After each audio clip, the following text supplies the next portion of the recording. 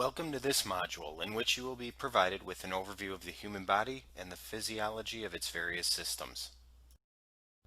Once completed with this module, you should be able to identify the topographical anatomy and directional terms utilized by the EMT, list the components of each of the major body systems, list the elements of the life support chain, and acquire a basic understanding of common Latin medical terminology. First and foremost, this module will be looking at the structure of the human body and its function. The study of the body's structure is called anatomy. The study of its function is called physiology. Thus, one could say that this module is a cursory study of anatomy and physiology. Before we begin our discussion of the human body, it is important to ensure we are speaking the same language.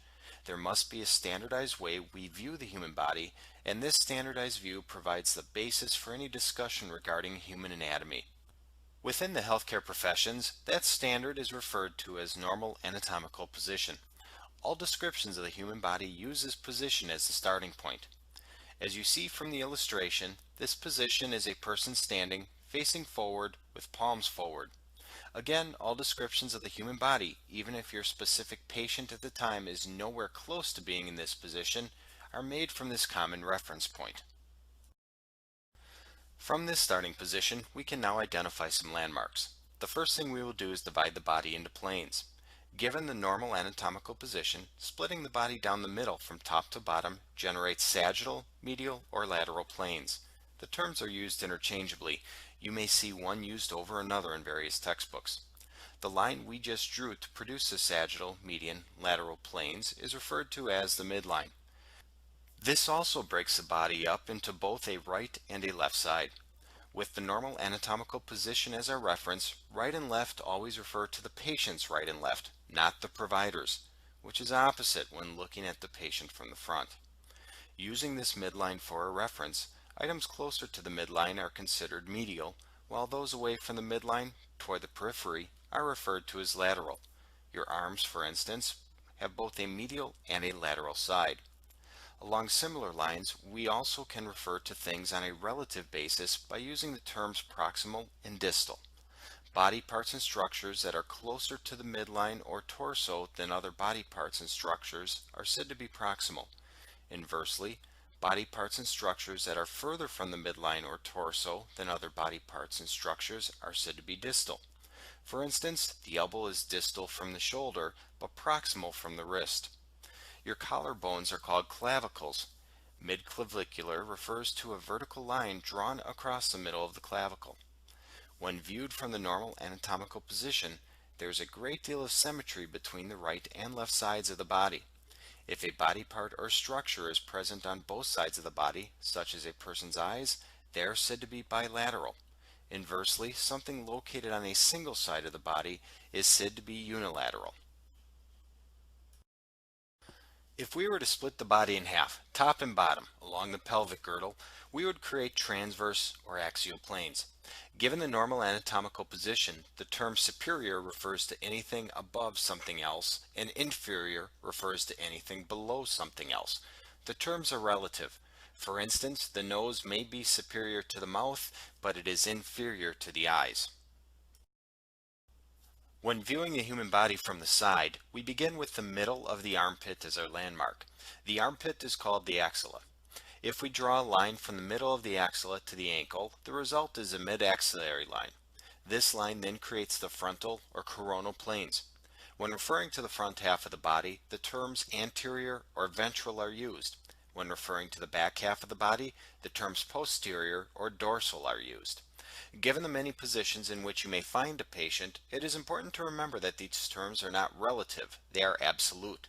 Thus, an individual's posterior side is the same regardless of whether the patient is face up, face down, or somewhere in the middle. When abdominal emergencies are discussed later in this course, it will be important to know the anatomical structures within each quadrant. In discussing a patient's abdomen, we divide the abdomen into quarters or quadrants by imaginary horizontal and vertical lines that intersect at the belly button, navel. Again, our reference is that of the patient's perspective, so the quadrants on the right-hand side of the patient are called right upper and right lower quadrants, with the upper quadrant obviously superior to the lower, or the lower quadrant inferior to the upper, depending on your perspective. Given that, the quadrants on the left-hand side of the patient are called the left upper and left lower quadrants. Hands and feet are very important to the human body and have their own terms as well. Plantar refers to the sole of the foot, and palmar refers to the palm of the hand. In addition to a knowledge of common landmarks, it is also important to be familiar with various positions in which a patient may be found or transported. A person on his or her back, face up, is in a supine position. A person on his or her abdomen, face down, is in a prone position. A person on his or her side is in a lateral recumbent position. Because this is a common position in which to transport unconscious, non-trauma patients, given the repositioning of the mouth to allow for drainage of fluid or vomit, this position is oftentimes referred to as the recovery position. In many instances, it is preferable to transport patients in a sitting position.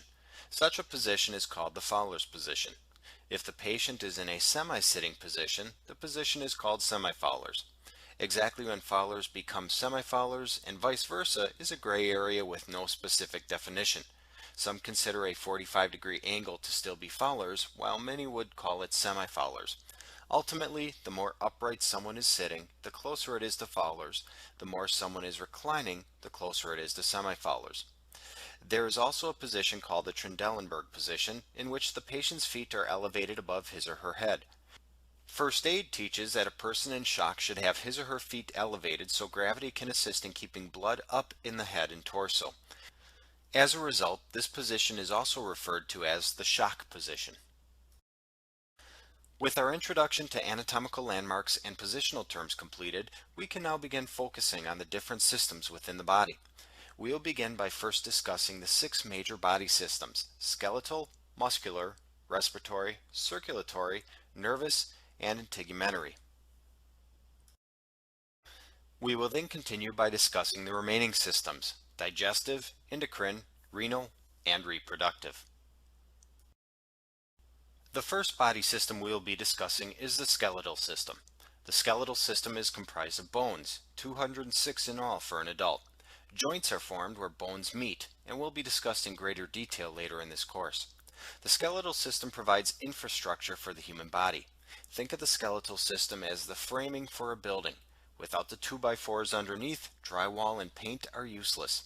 Without our bones, there would be no structure for our other systems and tissues.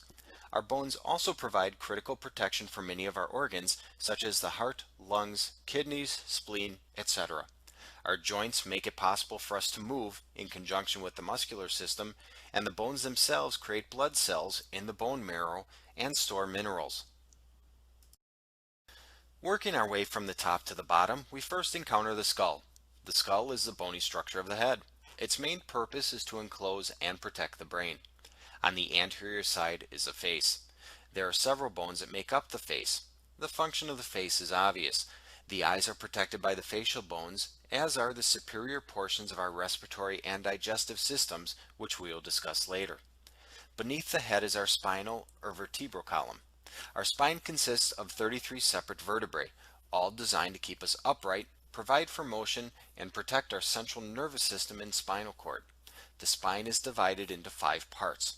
The first is the cervical spine, consisting of 7 vertebrae. This is the portion of the spine laymen would describe as the neck. Proceeding inferior are the 12 vertebrae of the thoracic spine. These vertebrae form the upper back and also are connected to the posterior rib cage. Inferior to the thoracic spine are the 5 vertebrae of the lumbar spine, which form the small of the back.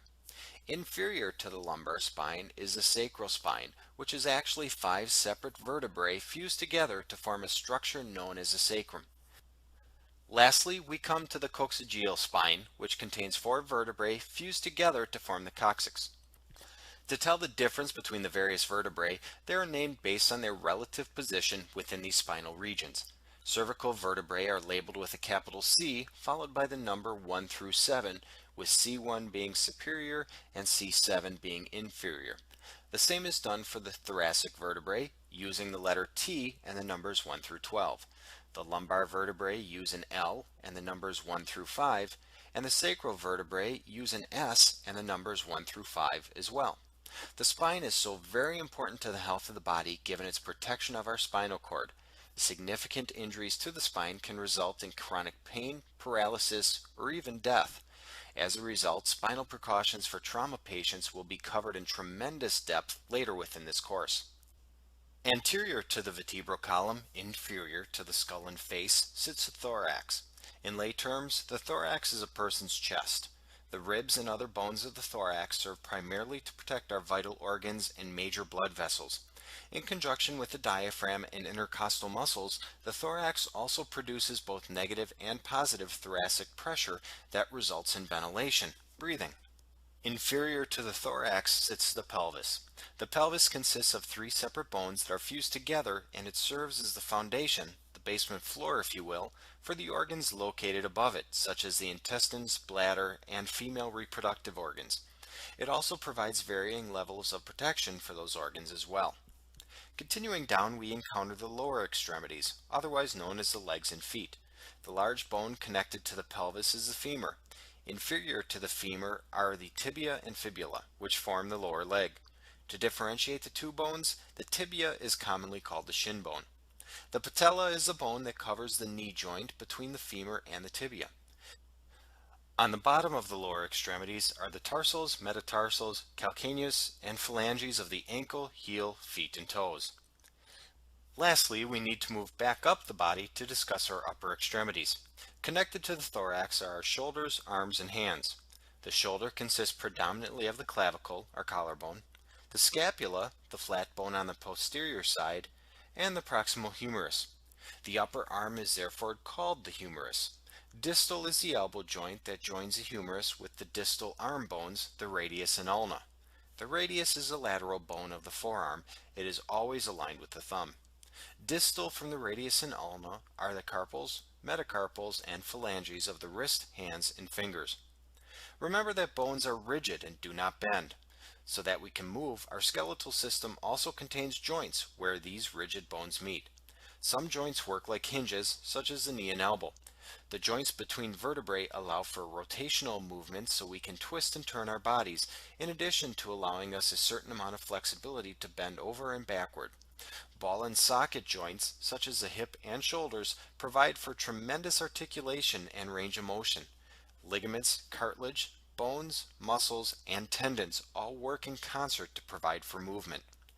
Injuries to the skeletal system can have dire consequences given its role in protecting organs, providing structure, and allowing for movement and range of motion.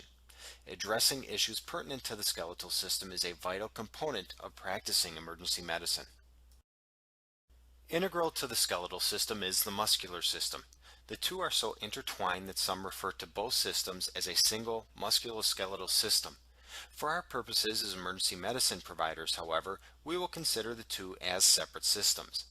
The muscles in our body perform some very important functions. First and foremost, the muscles provide for movement. This movement is not just that associated with gross and fine motor functions such as standing, sitting, walking, and manipulating objects in our environment, but the muscles are also responsible for the movement of blood within our body and air in and out of our lungs. Our muscles give our bodies their shape.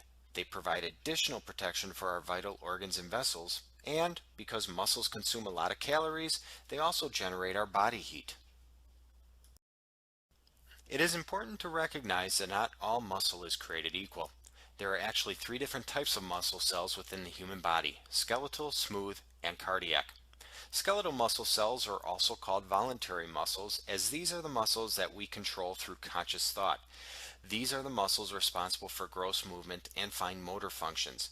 By their very name, skeletal muscles are those we commonly think of when discussing the muscular system. They exist attached to our bones, to our skeletal system, the shape and outlines of which are commonly visible under the body's skin. By contracting and relaxing in concert with each other, these muscles help us stand, walk, write, grab, push, pull, etc. Smooth muscle cells are responsible for movement that is not a result of conscious thought. Such movement includes that of the gastrointestinal system, respiratory system, cardiac system, with the exception of the heart, and renal system. These muscles respond directly to impulses from the brain without any intent or conscious thought on the part of the individual. As a result, these cells are also called involuntary muscle cells because they cannot be voluntarily controlled by the person. We do not have to think about digesting food or breathing. No conscious thought is given to constricting or relaxing blood vessels to regulate blood pressure. Given their function, smooth muscles are obviously vital to the proper functioning of the human body. The last type of muscle cells to be discussed are actually a type or subset of involuntary cells. The heart is a muscular organ built from cardiac muscle cells. These cells are very specialized and do a lot of work. Imagine doing 60 to 100 or more push-ups per minute from before we are born until the day we die. Seems unfathomable. That is exactly what the cardiac muscle in the heart does. The heart beats by contracting and relaxing its cardiac muscle cells once a second or more for decades. These cells are also very unique in that the heart has the ability to generate and conduct electrical impulses on its own. This property is called automaticity. Given the importance of the heart to the survivability of the body and the specialized work of the cardiac cells, the heart and its cardiac cells need a constant supply of oxygen and has its own blood supply. We'll be covering the heart and its functioning comprehensively in another course module. Our next system to discuss is the respiratory system. Before we delve into the function of the respiratory system, we'll first identify the structures of the respiratory system, beginning with the upper airway, continuing with the lower airway, and concluding with the other structures that support ventilation. Starting at the top of the respiratory system and working our way down, we first encounter the nasal cavity.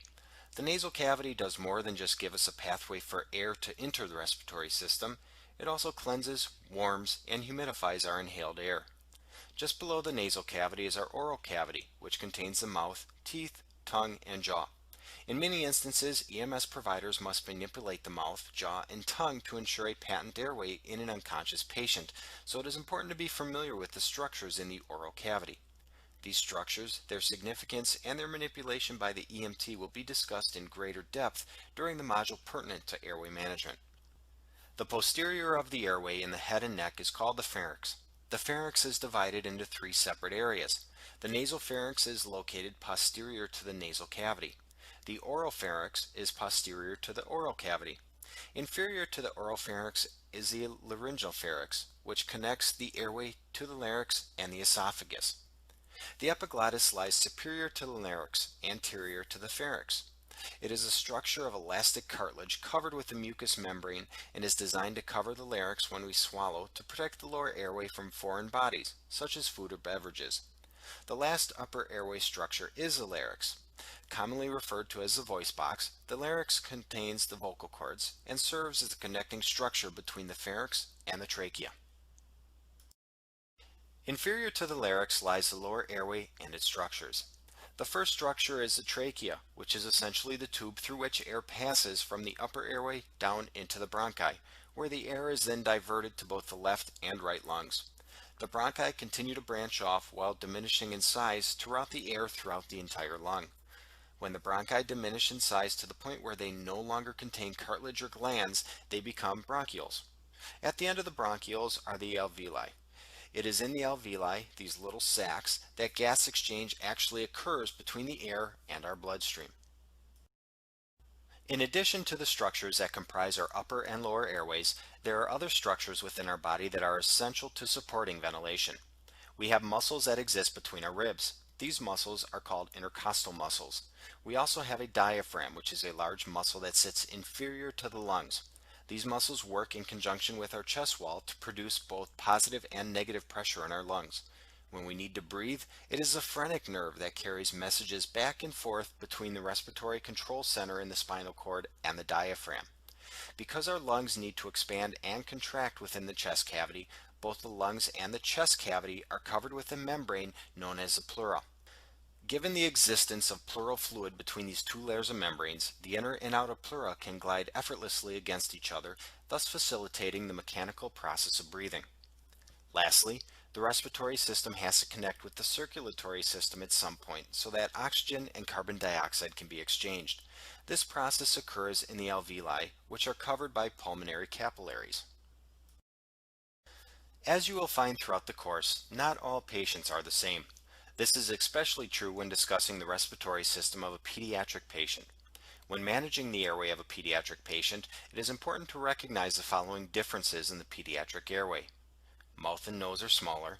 The tongue is proportionally larger, taking up more relative space in the oral cavity. Trachea is narrower. Cricoid cartilage is less rigid and developed. Airway structures are more anterior and the head is proportionally larger than the rest of the body, making airway maintenance more difficult. Given that the airway structures are smaller than in an adult, obstructions occur with greater ease. This includes foreign bodies as well as airway restriction or obstruction due to mucus or inflammation. Airway management considerations and techniques for pediatrics will be discussed in greater depth in a different course module. Now that we are familiar with the components of the respiratory system, it is time to identify the system's functions. To a layperson, the respiratory system is responsible for breathing. For an EMT, however, the respiratory system is much more complicated than that. The respiratory system makes both ventilation and respiration possible. While these terms are sometimes used interchangeably, doing so is actually incorrect as they mean two very different things. Ventilation is the mechanical process of moving air into and out of the lungs. Picture a balloon inflating and deflating. That movement of air into and out of the balloon is ventilation. Just moving air into and out of the lungs is not enough, however. Somehow we need the oxygen in that air to enter our bloodstream. We then need that oxygen in the bloodstream to enter individual cells. As a part of doing work, our cells produce waste products such as carbon dioxide. That carbon dioxide needs to leave the cells, enter the bloodstream, and then somehow be expelled from the body in the air we exhale. The process by which oxygen and carbon dioxide pass between the bloodstream and cells is called respiration, or cellular respiration.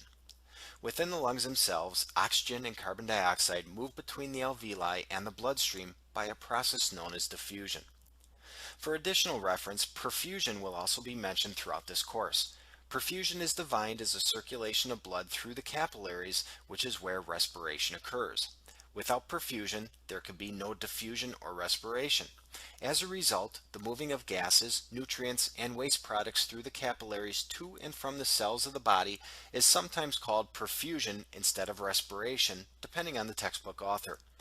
There are texts that are even more specific in their definition of perfusion, using the word to describe the passing of oxygen from the capillaries into the cells, without any mention to the need for carbon dioxide to also pass from the cells back into the capillaries.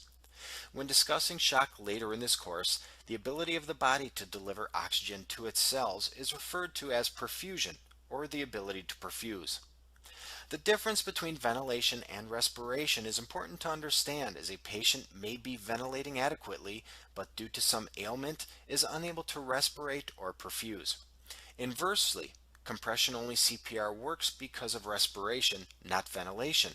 Moving air in and out of the lungs is not as important as circulating the oxygen already existing within the body so that the process of cellular respiration can occur. Obviously, without some ventilation, some fresh oxygen in the lungs, respiration will eventually cease even if adequate compressions are being performed, as there is no oxygen left in the blood to supply the cells. As a result, maintaining an adequate airway and ventilating a patient is an important part of performing CPR. Hopefully this example illustrates the difference between ventilation and respiration. Another function of the respiratory system deals with something called the acid-base balance within our bodies. Our cells are constantly producing hydrogen ions, which become acids within the body. Too much or too little acid within the body is a bad thing. So the body regulates its acid-base balance through several mechanisms, one of which is through the respiratory system. Carbon dioxide is a byproduct of cellular metabolism, and we expel carbon dioxide from our body by exhaling. Carbon dioxide is also acidic. As a result, an increase in respiratory rate results in more carbon dioxide being expelled, making the body more alkaline. A decrease in respiratory rate, on the other hand, retains carbon dioxide, making the body more acidic. This process works in conjunction with something called the buffer or bicarbonate buffer system and the kidneys to regulate our body's acid-base balance, and is yet another important function of the respiratory system. While all of our body systems are important, the circulatory system, or cardiovascular system as it is also called, receives significant focus within EMS. Many of the interventions you will learn within this course pertain directly to the circulatory system. Whether the EMT is performing CPR, controlling bleeding, or administering medications for chest pain, the circulatory system is a crucial body system that cannot be overlooked. As with the respiratory system, we will begin our discussion of the circulatory system by identifying the structures within the system. We will examine our blood and its components, and we will conclude with information pertaining to the functions of the circulatory system. The best place to start when examining the circulatory system is the heart. When discussing the anatomy of the heart, we begin by dividing the heart into a right and left side. Because the heart sits at a slight angle within the body, the line we drew is not completely vertical. Each side of the heart has two chambers. The superior chamber on each side is called the atrium. We differentiate between the two by the side on which each respective atrium sits. Thus, we have a right atrium as well as a left atrium. The inferior chambers of the heart are the ventricles. As before, we differentiate between the two by referring to the right and left sides, resulting in a right ventricle and a left ventricle. These chambers within the heart are separated by a series of valves that prevent blood from flowing backward. The tricuspid valve lies between the right atrium and the right ventricle. The pulmonary valve is between the right ventricle and the pulmonary artery, which we will identify in just a bit. On the left side of the heart, the left atrium and left ventricle are separated by the mitral valve. The aortic valve then lies between the left ventricle and the aorta, which we will be identifying soon as well. Essentially, deoxygenated blood enters the heart from the rest of the body through the right atrium. From the right atrium, the blood moves into the right ventricle, where it is pumped out through the pulmonary arteries to the lungs. Oxygenated blood returns from the lungs through the pulmonary veins into the left atrium. From the left atrium, blood enters the main pumping chamber of the heart, the left ventricle, where the blood is then pumped out to the rest of the body. Now, do not worry if that description went a little fast. We will be discussing the functioning of the heart and its chambers in much greater depth in a different module of this course. The heart also has an electrical system with which the EMT must be familiar. The heart's electrical system will be a topic of discussion in another module as well. For the time being, just know that the heart has four chambers: the right atrium, right ventricle, left atrium, and left ventricle. When we discussed muscles before, it was said that the heart is such an important muscle that it has its own blood supply. While the heart itself is filled with blood, the blood within the heart does not supply the muscle of the heart with oxygen. Rather, the heart receives its supply of oxygen through the coronary arteries. The red arteries on this computer model are the coronary arteries. These arteries branch off from the aorta to provide the heart with fresh, oxygenated blood. They're labeled right and left based upon the side of the heart to which they supply blood. When someone has a heart attack, it is commonly due to a blockage in the coronary artery, which reduces or stops the flow of blood and, as a result, oxygen distal to the blockage. By definition, arteries are the vessels that take blood away from the heart. There are two main arteries that leave the heart. The first is the pulmonary artery, which takes oxygen-depleted blood from the right ventricle to the lungs. Because blood returns to the heart from the body through the right atrium into the right ventricle and then through the pulmonary artery before going to the lungs to exchange carbon dioxide for oxygen, the pulmonary artery is the only artery in the body that carries oxygen-depleted blood. The other main artery leaving the heart also happens to be the largest artery in the body. It is the aorta. Once blood is oxygenated in the lungs, it returns to the heart through the left atrium, into the left ventricle, and then into the aorta for distribution throughout the body. The aorta extends superior to the heart, providing blood to the coronary arteries and the head before traveling inferiorly to provide blood to the rest of the body. Beyond the aorta lie the remaining arteries. The anatomical locations of the main arteries are important to know, as these are locations in which the EMT will check for a patient's pulse. The carotid arteries, one on each side of the neck, left and right, supply blood to the head and its organs. They are located on the neck, inferior to the jaw, lateral to the thorax. The brachial artery is located in each arm, on the anterior crease of the elbow, along the medial aspect of the upper arm. This artery is commonly used for a pulse check on infants, and it is also the location for stethoscope placement when taking a blood pressure. The radial artery is located on the anterior side of each wrist, proximal from the thumb. The radial artery is adjacent to the radius in the lower arm, thus its name. It is very common for EMS providers to obtain a patient's pulse by palpating the radial artery in either the patient's left or right wrist.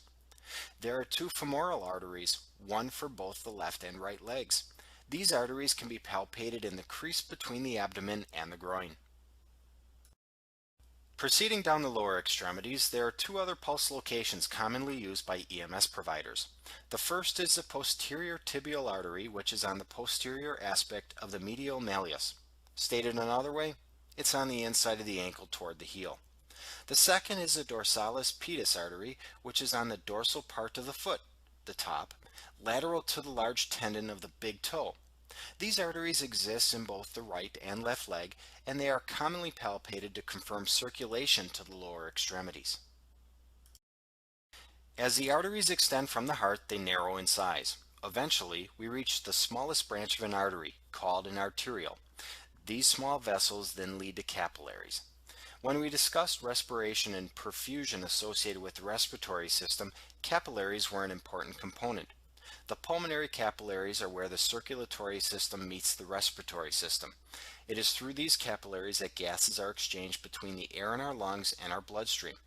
The other capillaries in our body, not associated with the lungs and alveoli, perform a similar function with the other cells in our body, exchanging gases, nutrients, and waste products between the circulatory system and those cells.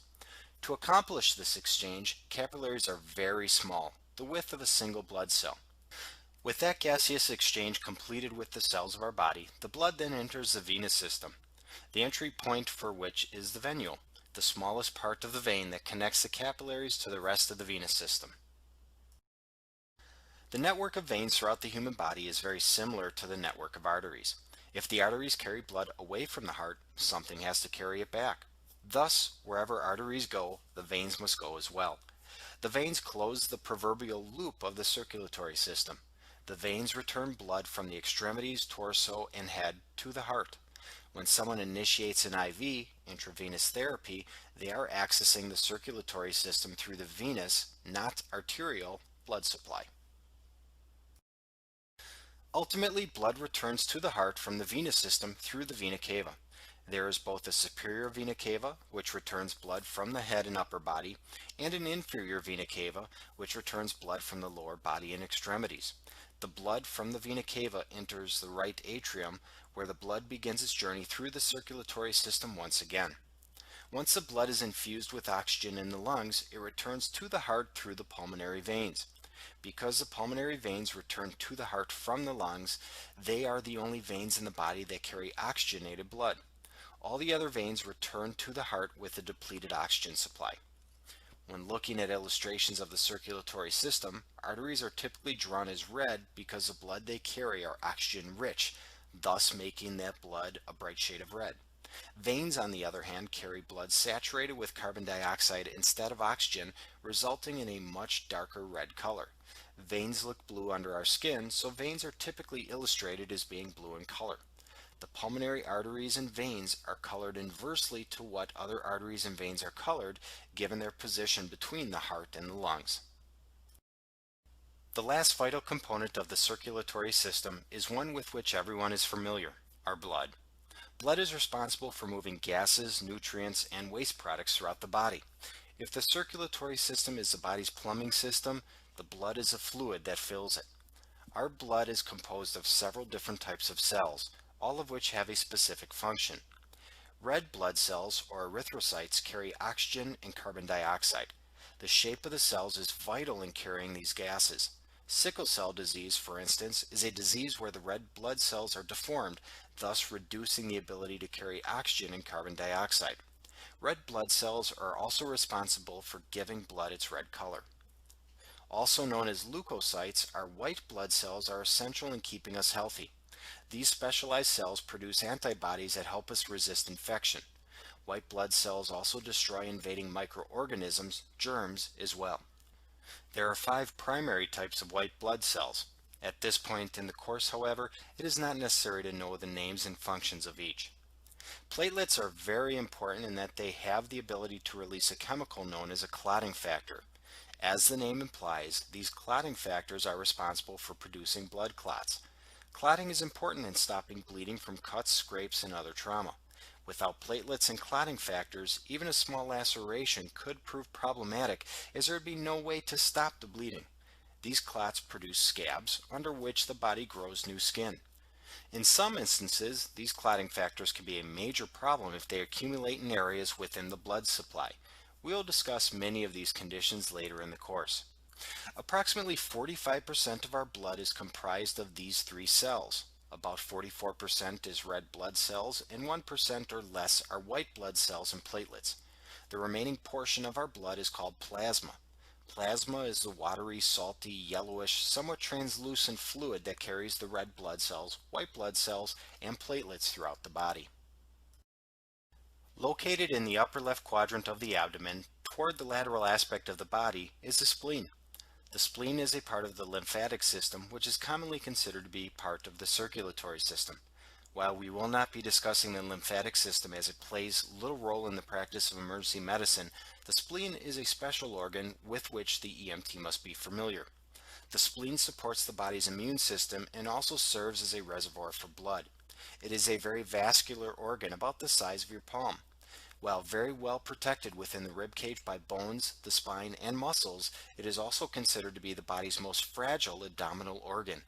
Injuries to the spleen are typically a result of blunt or penetrating trauma. Such injuries can result in tremendous internal bleeding from the spleen, posing a true emergency for the patient if significant injury was sustained. Now that we are familiar with the structures that comprise our circulatory system, some of the functions performed by the circulatory system should not be a surprise. The circulatory system is responsible for the movement of nutrients, gases, and waste products throughout our bodies. Through the process of cellular respiration, we are able to exchange gases between the cells in our bodies and the red blood cells within the circulatory system. Where the circulatory system meets the respiratory system, diffusion allows us to exchange those gases with the air in our lungs. The circulatory system also provides a reservoir for blood. An adult carries approximately 5 liters of blood within his or her circulatory system, which can accommodate instances in which some blood is lost, typically due to trauma or some type of internal hemorrhage. That additional blood, that reservoir, allows our bodies to compensate when blood volume is lost. As more blood is lost, however, our bodies lose the ability to adequately perfuse to the periphery and, eventually, vital organs. This type of emergency will be discussed later in the course. As mentioned with the respiratory system, the circulatory system also plays a part in regulating the body's acid-base balance. Through mechanisms known as the bicarbonate and phosphate buffer systems, our circulatory system works to ensure a healthy pH balance within the body. Unlike the respiratory system, it takes longer for the circulatory system to regulate pH. On the other hand, the effects of the blood buffer system on pH within the body are much more persistent. It lasts longer. The white blood cells within the circulatory system are integral to infectious response, and our platelets are responsible for coagulation. Together, the blood and the organs of the circulatory system ensure the health of the body's cells through these various and important functions. The next major body system to analyze is the nervous system. The nervous system is broken down into two primary components. The first is the central nervous system, which includes the brain and spinal cord. Everything else branches off from the central nervous system and is a part of the peripheral nervous system. Within the peripheral nervous system are sensory and motor nerves that help the body interact with its environment. Our nervous system performs several vital functions for the body. The first is referred to as autonomic control or response. These are the things our bodies do without any conscious thought. We do not need to think to breathe or to blink our eyes, for instance. This is all automatic. This autonomic control is integral in the body's fight or flight and feed or breed responses with the sympathetic and parasympathetic nervous systems, which we will be discussing in a few moments. The central nervous system is the center of our consciousness, our thoughts, personality, and essential being. Located within the brain are areas for logic, language, intuition, reasoning, and analytic thought, to name a few. This is why brain injury from trauma, a stroke, or some other disease process can be so debilitating, as such injury has the potential to strike at the very core of the person's own identity and abilities. Within our consciousness is also something called the reticular activating system, which is responsible for regulating our sleep-wake cycle and also plays a part in transitioning between periods of conscious relaxation and heightened attention. While not an all-inclusive list, the reticular activating system is a complex mechanism that has been linked to schizophrenia, narcolepsy, depression, autism, Alzheimer's, Parkinson's, attention deficit, and post-traumatic stress pathologies. The nervous system allows us to receive feedback from the environment in which we live through the body's senses of hearing, smell, taste, sight, and touch. Sensations of both pleasure and pain have cursory effects on the other parts of the central nervous system, which can trigger the sympathetic or parasympathetic nervous systems, impact our consciousness, and provoke an involuntary motor response, which just so happens to be the last function of the nervous system that needs to be identified. Motor function, that is, the flexion or relaxation of skeletal muscles to produce movement, is a function of our nervous system as well. While these functions are listed separately, they are all related and, in many instances, interdependent. Sensory inputs such as an alarm clock can trigger the reticular activating system to wake us from sleep. During that process, the person may consciously decide to stretch, thus triggering a motor response. When the person realizes that she hit the snooze button once too many times, there is a sympathetic response when she realizes she is late for work. Within a few moments, however, she realizes it's a Saturday and the alarm should not have been on in the first place, triggering the parasympathetic nervous system and, if she's lucky, the reticular activating system that allows her to grab an extra hour of sleep. To understand how the nervous system performs autonomic functions, it is important to have familiarity with the sympathetic and parasympathetic nervous systems. The sympathetic nervous system is responsible for what is known as the fight or flight reaction. It is a system that kicks in when we are threatened or when we need to be aggressive. Stated another way, this is the system that helps our bodies respond to stress. It is a system responsible for that jolt you feel when you narrowly miss being in a car accident, go bungee jumping, or become involved in an altercation. This response is designed to heighten our senses and improve the ability to respond for the sake of preserving ourselves. This is a primal response that does not even involve the brain. In simple terms, this is the body's gas pedal. Push it and the engine revs up. At the EMT level, it is not necessary to know the fine intricacies of how the sympathetic nervous system works. On a simplistic level, our body receives feedback from the environment that activates neurons in the spinal cord within the T1 to L2 region. These signals proceed through bundles of nerves, known as ganglia, to various target organs. Of great importance is the effect on the endocrine system. The sympathetic nervous system directly stimulates the adrenal medulla in the adrenal gland located on top of the kidneys. This causes a release of hormones, norepinephrine and epinephrine, into the circulatory system. Where the nerves of the sympathetic nervous system do not reach, the hormones do, and these hormones have a direct impact on our circulatory and respiratory systems. When active, the sympathetic nervous system recognizes the need for the body to respond quickly. As a result, blood flow is increased to vital organs and decreased to those that are less vital to immediate survival. Our eyes dilate to receive more light. Our heart rate increases to move more blood and subsequently more oxygen to our muscles. The bronchi relax to allow for greater air exchange into and out of our lungs. And liver converts an increased level of glycogen to glucose to supply additional sugar to the brain and active muscles. Inversely, the digestive and renal systems slow down substantially. The last thing you need to do when fighting or running for your life, so to speak, is stop for a bathroom break. If we called the sympathetic nervous system the body's gas pedal, the parasympathetic nervous system would be the brake. This is the system that turns off the sympathetic nervous system. It is also the system that works to regulate vegetative functions such as maintaining a normal heart rate or blood pressure. Because this system slows us down, so to speak, it is often referred to as the feed or breed system. While we have not talked in great detail about how nerves function, it is important to know that chemicals are used as neurotransmitters to transmit messages from nerve cell to nerve cell. In the case of the sympathetic nervous system, those chemicals are norepinephrine and epinephrine. In the parasympathetic nervous system, however, the chemical used as a neurotransmitter is acetylcholine. When activated, impulses originating from the brainstem and the neurons in the S2 to S4 spinal cord travel throughout the parasympathetic nerve fibers, using acetylcholine as a neurotransmitter to facilitate the processing of food, energy absorption, relaxation, and reproduction. The effect is obviously quite the opposite of the sympathetic nervous system. With the parasympathetic nervous system in control, our heart rate slows, blood pressure is reduced, pupils constrict, and digestive system activity increases. Thus far, every body system discussed has been labeled as important or integral to our body's functioning, and the nervous system is no exception. Our next body system is the integumentary system, which is ultimately a very fancy way of describing our skin.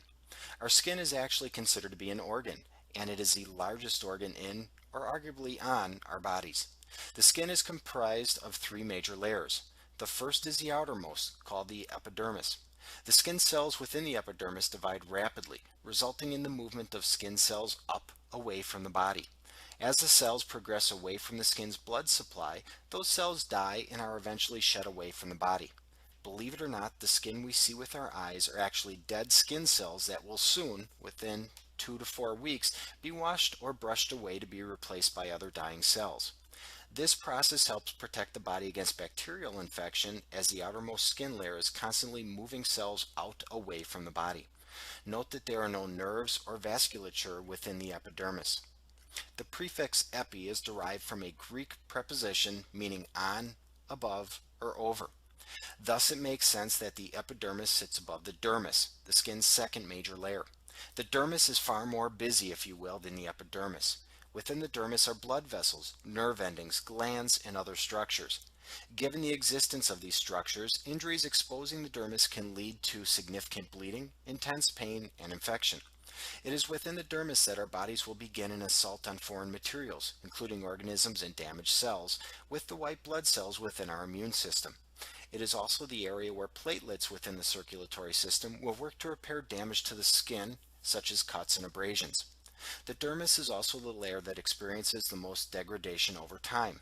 As we age, our glands produce less sweat and natural oils, thus drying out the skin. Then some of the vasculature within the dermis is lost, and the skin becomes thinner and more prone to injury. The innermost layer of the skin is called the subcutaneous layer. This layer contains fatty, also called adipose, and soft tissue. It too is rich in blood supply, nerves, and other structures just like the dermis. Injuries that extend down to the subcutaneous skin layer, or beyond for that matter, are prone to infection, are associated with significant pain, and can generate a great deal of bleeding. If not evident thus far, one of the primary purposes of the skin is to protect the body from infection. The skin is a protective envelope for our bodies.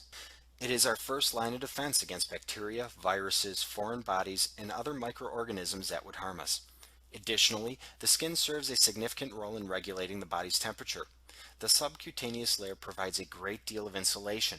Heat passes through this layer of the skin 3 times slower than it does through muscle or the other layers of the skin, which helps conserve body heat.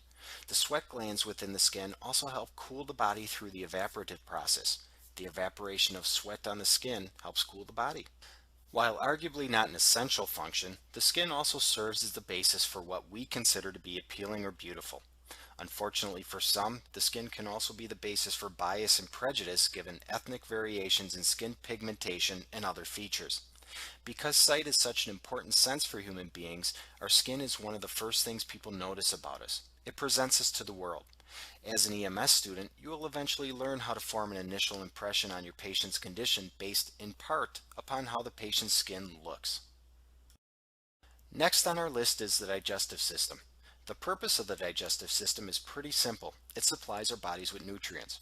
We consume food and drink. The digestive system absorbs fats, proteins, carbohydrates, vitamins, minerals, and other nutrients, and it dispels of the waste. Food and beverages enter the body through the mouth and oral cavity. Processing of our food begins right away as we chew the food, which is mixed with saliva. As we swallow, our food and drink hopefully bypass the trachea, which leads to the lungs, and enters the esophagus, a smooth muscle tube that carries food down into a hollow organ known as the stomach. The environment within the stomach is not a pleasant one. Protected by a layer of mucus, the stomach mixes our food with hydrochloric acid and enzymes to produce a thick fluid called chyme. While we are discussing the stomach, please take note of its location within the body. The stomach lies in the upper left abdominal quadrant. This is important because patients will often complain of stomach pain when the pain is located somewhere else in their abdomen, nowhere near the stomach. From the stomach, the chyme is passed through a tube called the duodenum before it finds its way into the bowels.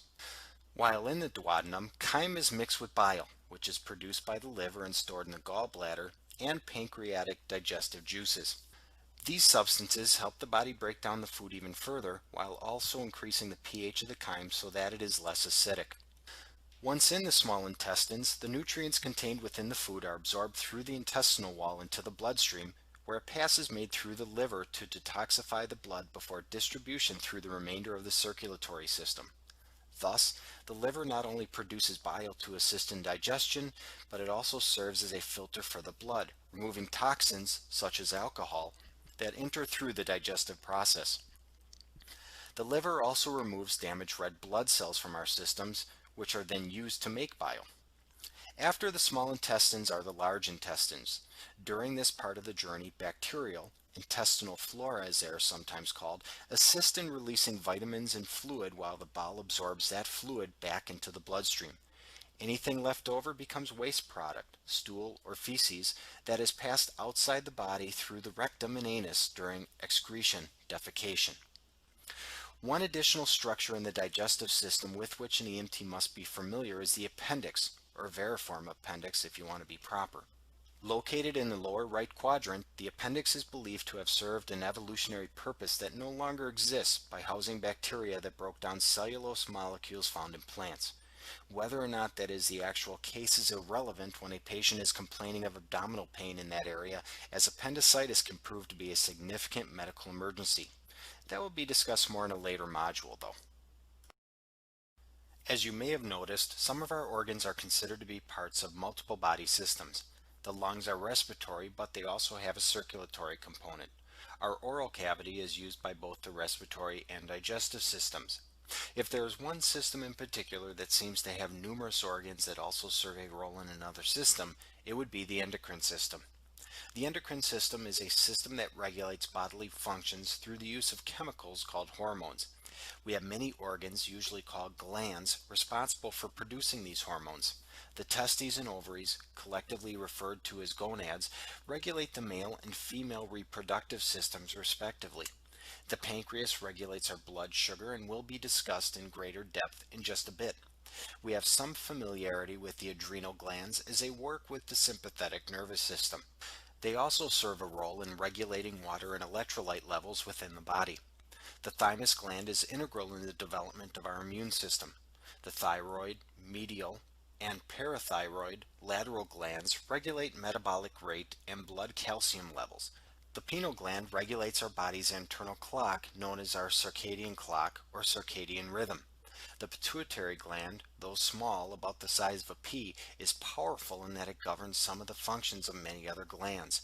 It also regulates or impacts our growth, metabolism, blood pressure, reproductive organs, water balance, and thyroid gland function, to name a few. As EMS providers, there are a few organs in the endocrine system that are of particular importance. The first such organ is the pancreas. Located posterior to the stomach, resting superior to the bowels, the pancreas is important because it plays a very important role in the regulation of blood sugar. As we will discuss in a few slides, sugar is vital to the proper functioning of our cells and, thus, our bodies. The pancreas works in regulating our blood sugar by producing two critical hormones, glucagon and insulin. Glucagon is a hormone responsible for breaking down glycogen, a complex carbohydrate, into a simpler form of sugar or glucose. By breaking glycogen down into individual glucose molecules, glucagon increases the blood sugar concentration within the bloodstream. Because the liver is the largest and heaviest organ in the body, and an average liver can store 5 to 8% of its weight as glycogen, a lot of the work being done by glucagon is in the liver. In addition to breaking down glycogen into glucose, glucagon also stimulates the liver into breaking down proteins and fats into glucose as well. One of the skills you will be learning as an EMT is how to administer glucagon to a person suffering from hypoglycemia, low blood sugar. In administering this medication, the EMT is hoping to raise the patient's blood sugar by converting stored glycogen in the liver into glucose. In addition to increasing blood sugar concentration through the release of glucagon, the pancreas also produces a hormone called insulin that is responsible for lowering a person's blood sugar. Imagine for a minute that your cells have little doorways in their membrane walls that allow sugar to pass into the cell. Insulin is essentially the key for those doors. When introduced into the bloodstream, insulin increases the uptake of glucose into our cells, thus resulting in a decrease of the concentration of glucose within the bloodstream. Insulin also promotes the creation of glycogen, protein, and fat to store energy within the body. You will delve into greater detail regarding diabetic emergencies and complications later within this course. While already discussed as part of the sympathetic nervous system, the adrenal glands deserve special recognition within this endocrine system discussion, given their importance in the functioning of the sympathetic nervous system by the production of the hormones norepinephrine and epinephrine. As a quick refresher, norepinephrine and epinephrine are neurotransmitters that engage the sympathetic nervous system. These hormones are released from presynaptic cells for activation of receptors in postsynaptic cells. Within the lungs, norepinephrine and epinephrine activate what are known as beta 2 receptors in the lungs that stimulate the bronchioles to dilate, thus allowing more air into the lungs themselves. The receptor sites in the heart are called alpha 1 receptors. When activated by norepinephrine and epinephrine, the alpha 1 receptors in the heart increase the heart rate and the force of contraction, which results in more blood and, by extension, more oxygen being moved around the body to fuel our organs for that ever so vital fight or flight response. The renal system is also called the urinary system, comprised of four primary structures: the kidneys, ureters, bladder, and urethra. The renal system is designed to primarily regulate fluid and electrolyte levels in the body, filter chemicals from our bloodstream, and also maintain the acid-base balance within the body. An average adult will excrete 1.5 liters of urine per day. If a person is dehydrated, the renal system will compensate by retaining fluid, thus reducing the frequency of urination and quantity of urine expelled. Inversely, what happens when you drink a lot of fluids over a short period of time? The renal system increases urine production, resulting in more frequent urination. The kidneys manage this by regulating the flow of electrolytes such as sodium, salt, bicarbonate, potassium, hydrogen, and chloride. In managing hydrogen in particular, the kidneys help to ensure a proper acid-base balance within the body. For lack of a better term, the kidneys serve as filters for our bloodstream. The kidneys filter all the blood in our circulatory system approximately 60 times a day, which makes them very efficient at removing waste products in the blood. These waste products are commonly a substance called urea, which is a substance responsible for giving urine its yellow color. The kidneys are also responsible for removing other toxins, including drug metabolites, which is why individuals on certain prescription medications must have their kidney function monitored routinely to ensure the kidneys are not being damaged by the medication.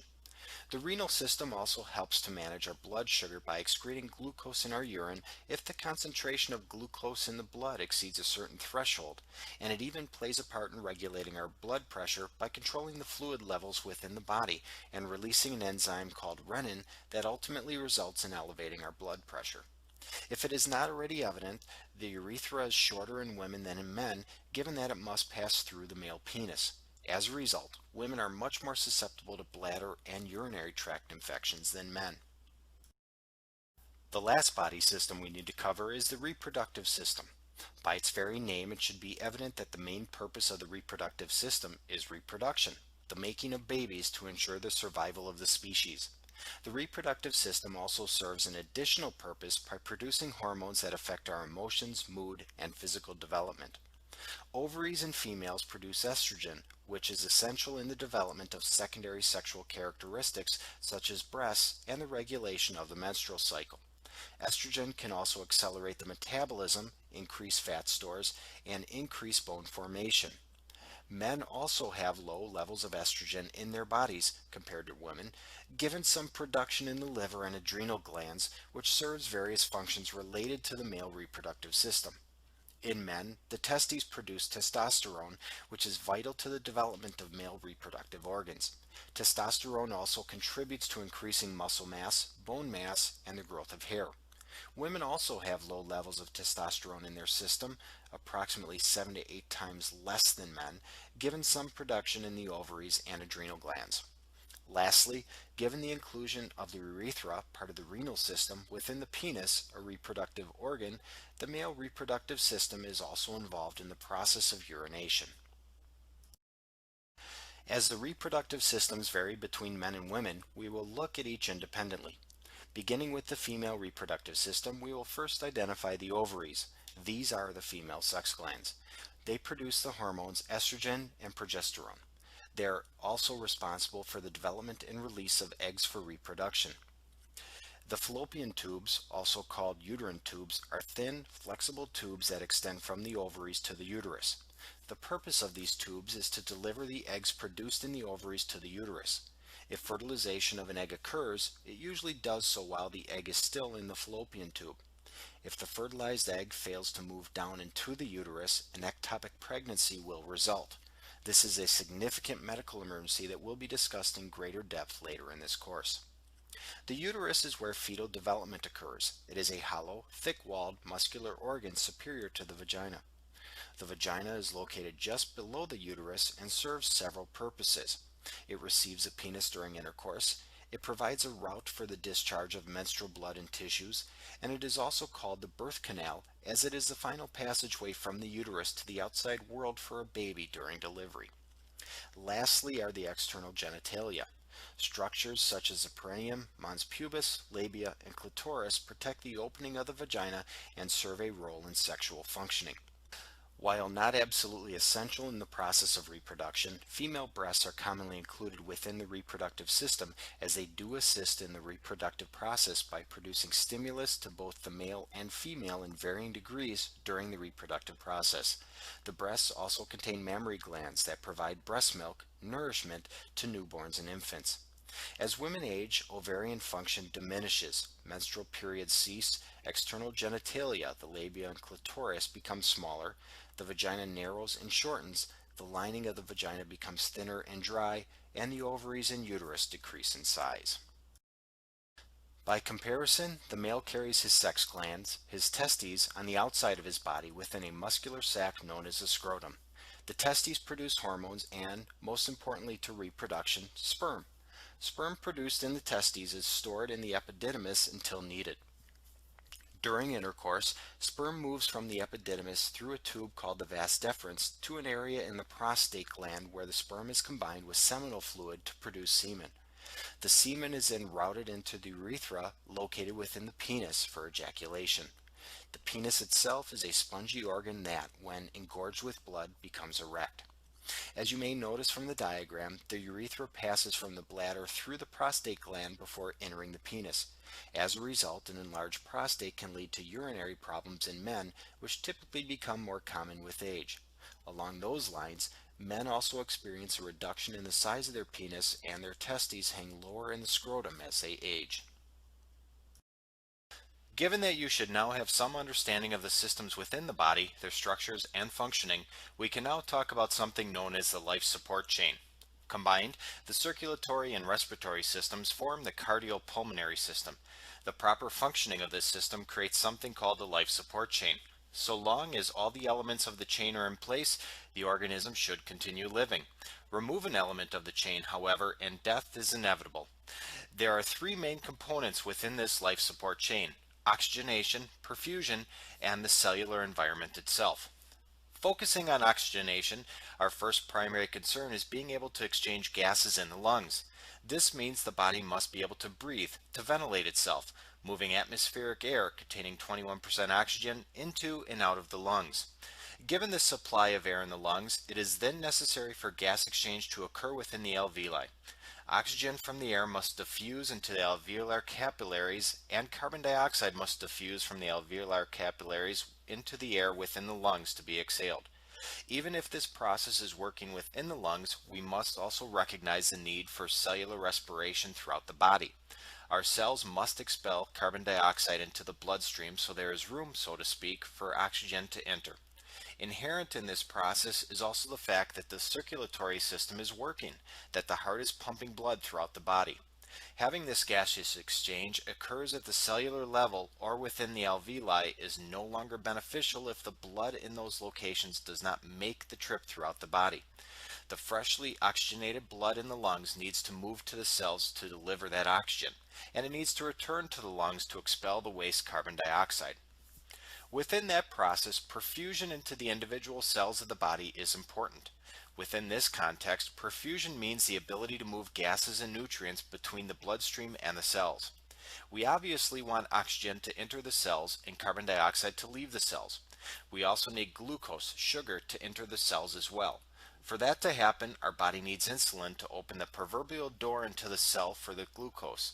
Our cells also produce other waste products that must be removed as well, otherwise the cells will die in their own waste. These are all important components of adequate perfusion into the cells. Lastly, we need to look at the cellular environment itself.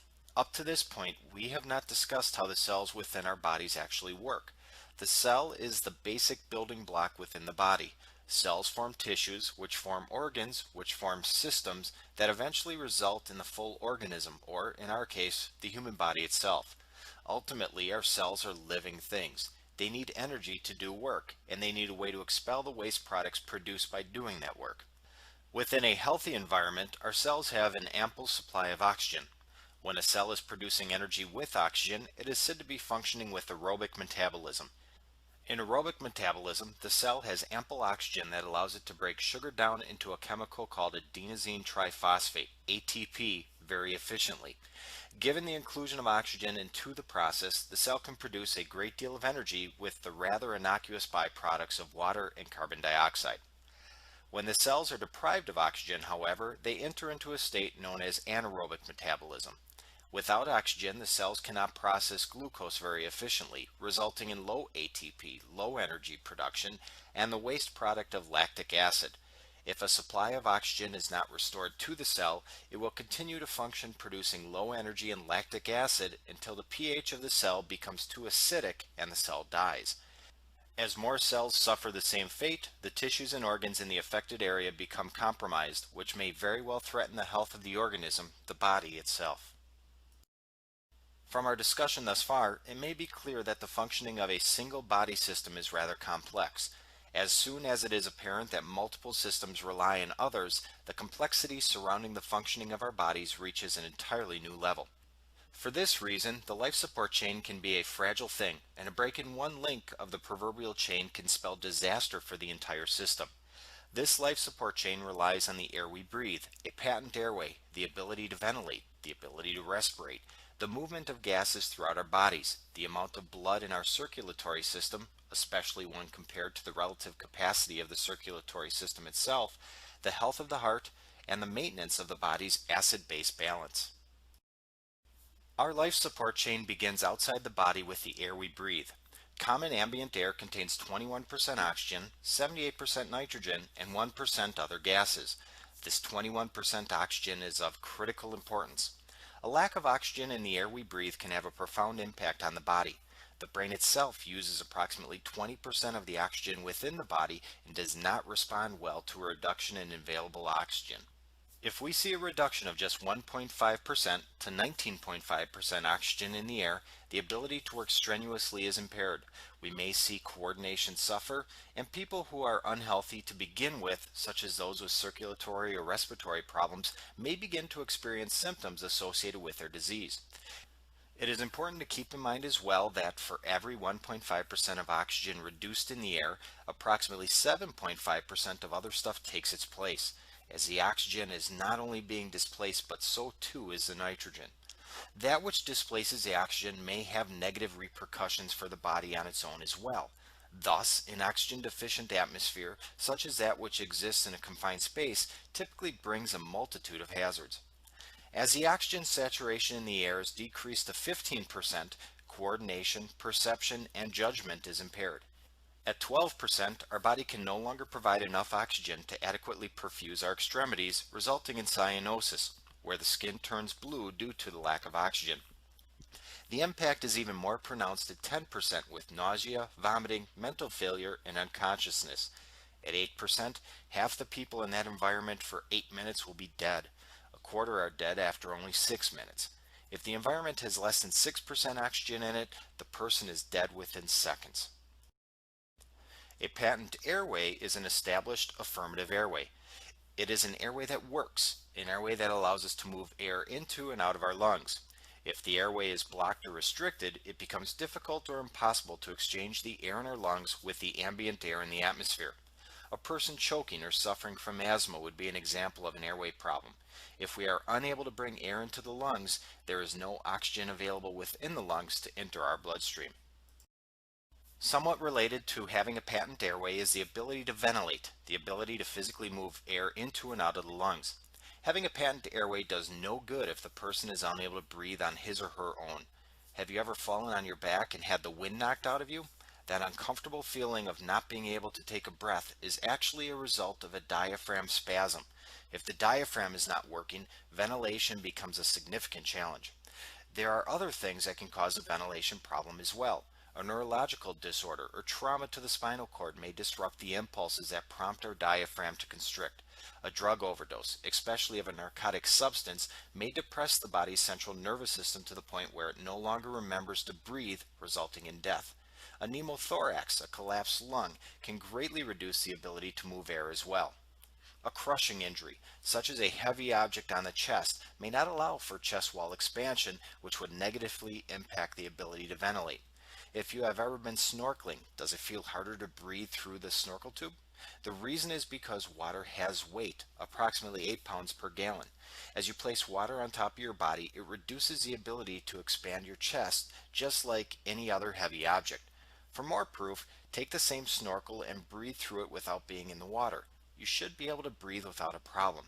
The deeper you go in the water, however, the more difficult it is to breathe, which is why snorkels have a limited length.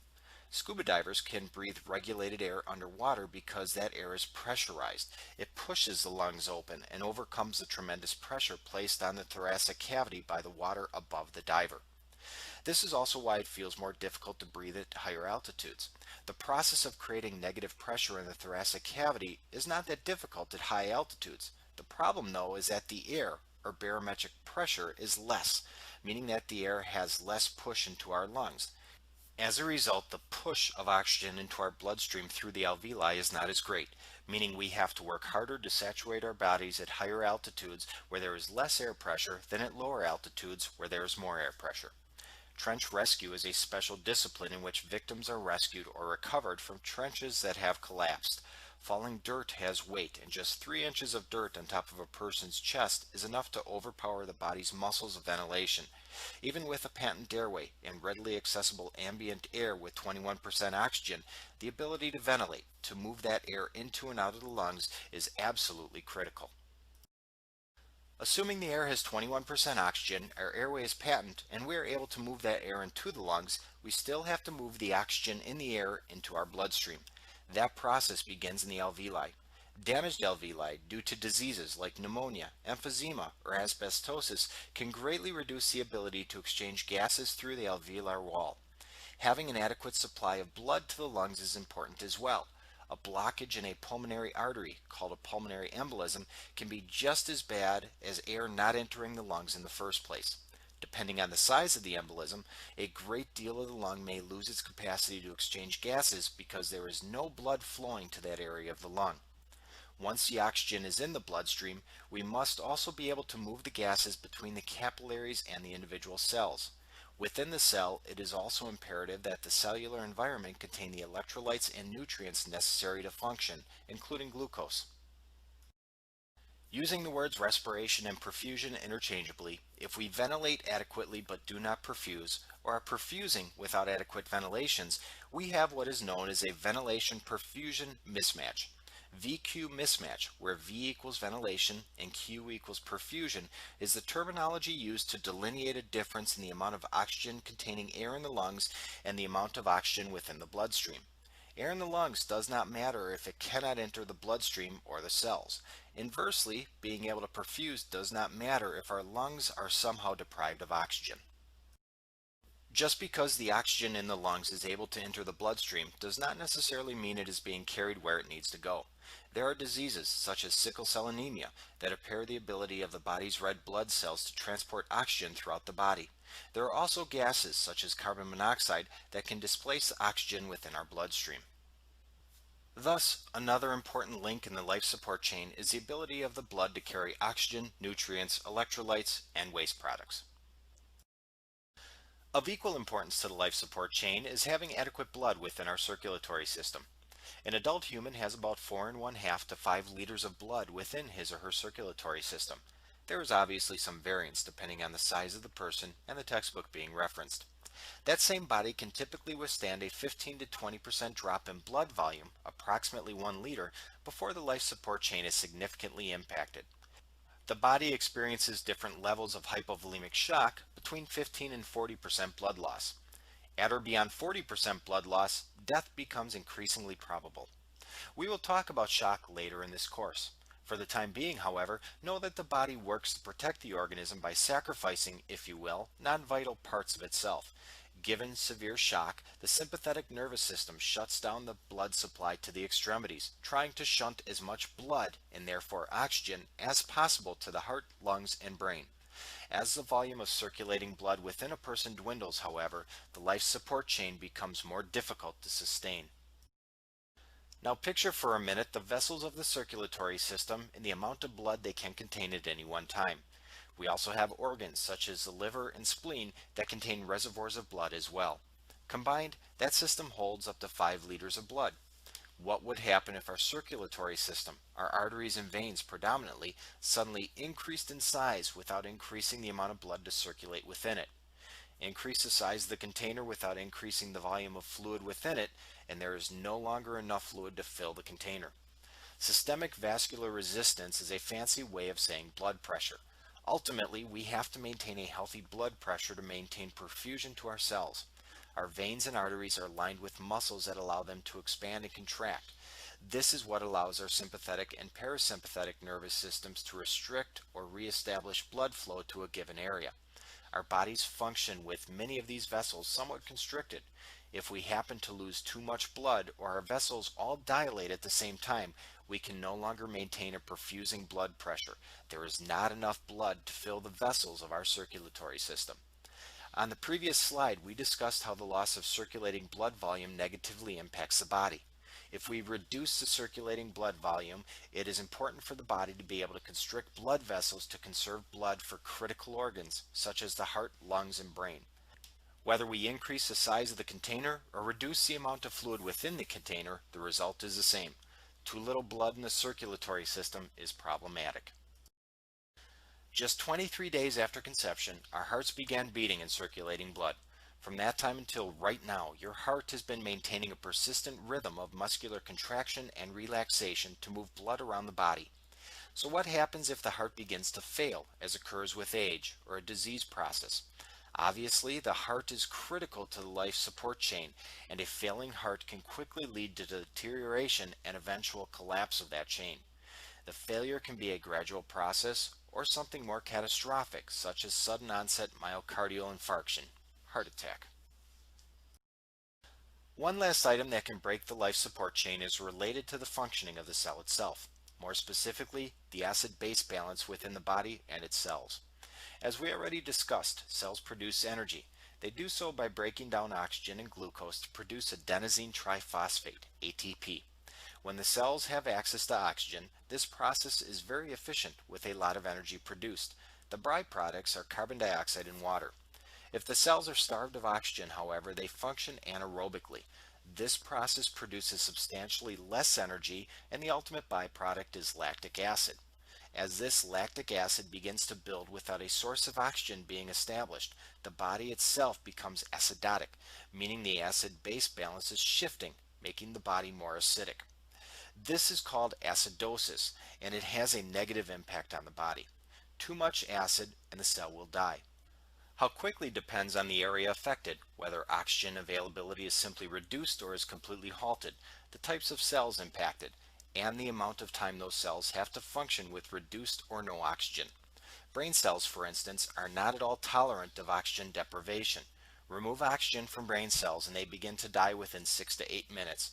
On the other hand, skeletal muscles and tissues can survive a longer time, typically up to hours, without adequate perfusion.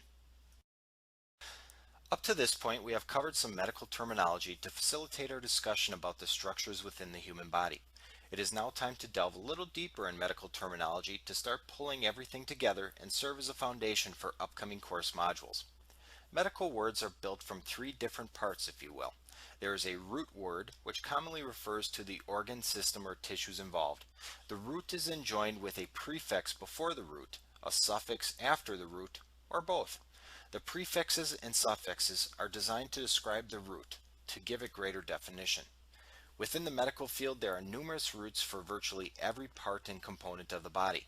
For an EMS provider, some of the most common are cardia or cardium, which refers to the heart, neur, referring to a nerve or the nervous system, nia, related to breathing, pneumo, referring to the lung, nas, referring to nose or nasal, or refers to mouth or oral, hem or hemat refers to the blood, osteo refers to bone, arthra refers to joints, myo refers to muscles.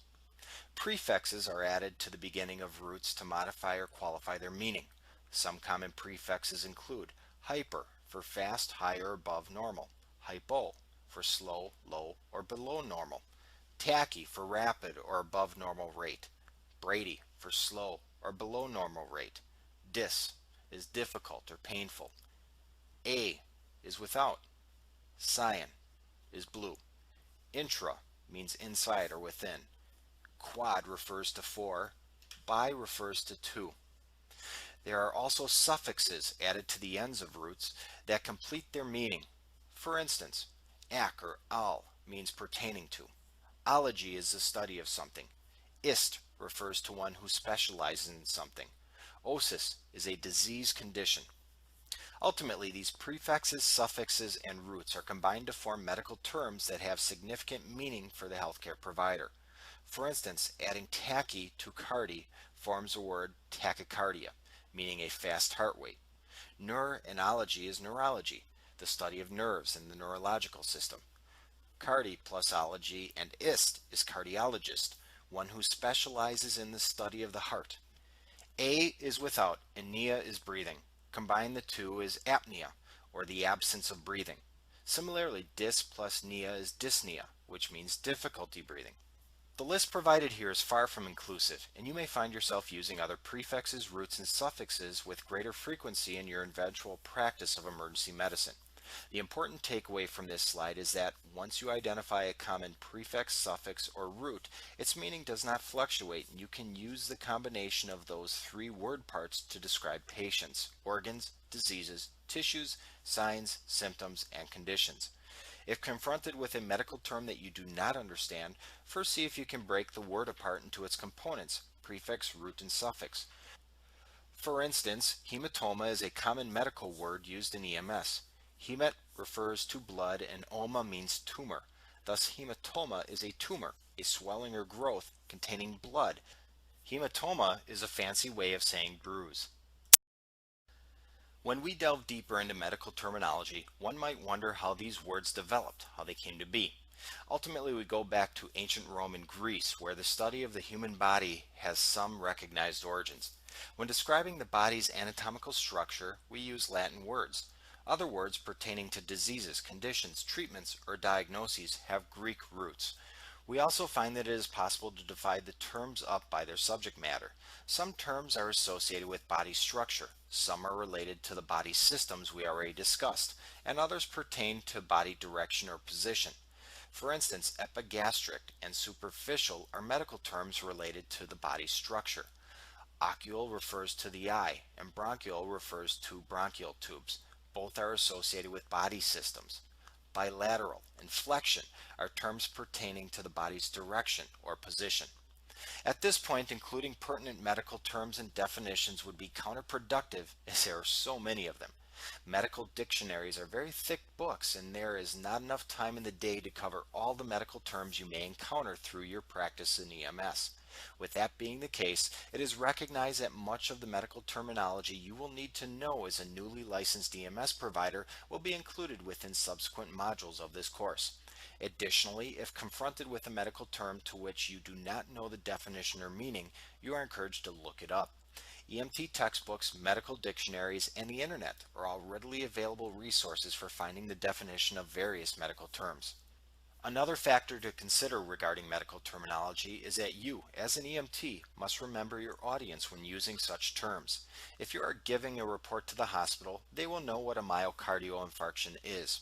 When speaking with a patient, however, that term may be completely foreign to him or her. Speak in plain, layperson terms when dealing with patients in the public. Using a word like epistaxis may sound impressive, but the average person has no idea that word is medical terminology for a nosebleed. Do not assume the patient knows what you mean when using medical terminology, as communication problems can lead to errors in formulating a field impression and the delivery of proper emergency care to that patient. Additionally, do not go out of your way to use verbose medical terminology when simple words or descriptions will work just fine, even with other healthcare providers. The last thing you want when ensuring continuity of care for your patient is a communication problem because you used a fancy term incorrectly or the person to whom you were speaking did not understand the term and was embarrassed to ask for clarification. Lastly, given the complexity and length of many medical terms, healthcare providers will occasionally use abbreviations and acronyms in both oral communications as well as written documentation. The problem with the use of acronyms and abbreviations, however, is that they are not always standardized or universally recognized between various healthcare providers and systems. True, there are some abbreviations and acronyms that are used by virtually everyone. Some examples include CHF for congestive heart failure, BVM for bag valve mask, MI for myocardial infarction, CMS for circulation, motion, and sensation, IV for intravenous, JVD for jugular vein distension. There are also numerous acronyms and abbreviations that can mean multiple things. For instance, BS can be breath sounds, bowel sounds, or blood sugar. CO routinely means complaining of, but can also be carbon monoxide. Min can refer to minutes as a measure of time or can also mean minimum. HR is heart rate or hour.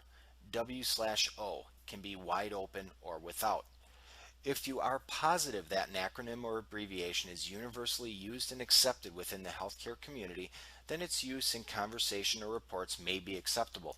On the other hand, using acronyms or abbreviations that may not be widely used or that require the receiver of the message to consider the acronym or abbreviation in context to know what you are saying or writing is not a good idea. Additionally, if you make it a habit of using acronyms and abbreviations in your normal communications, you may do so as well when dealing with others outside the healthcare profession, such as patients, their families, or the public at large. If a patient cannot understand you due to the use of acronyms and abbreviations in your speech, that is a problem. Lastly, many systems actually have protocols that define proper acronyms and abbreviations. If you are using an acronym or abbreviation incorrectly, or are using an acronym or abbreviation that is not approved by your local protocols, that is also an area of concern.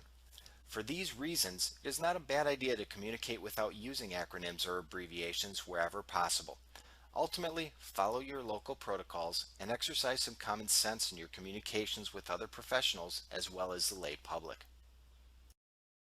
With that, we are completed with this module. You should now be able to identify the topographical, anatomy, and directional terms utilized by the EMT, list the components of each of the major body systems, list the elements of the life support chain, and have acquired a basic understanding of common Latin medical terminology. That concludes this module on the overview of the human body and physiology. If need be, do not hesitate to play this presentation again. Please contact your course instructor with any questions you may have regarding the material in this module. This presentation was created by Waukesha County Technical College with grant funding from the Wisconsin Technical College System.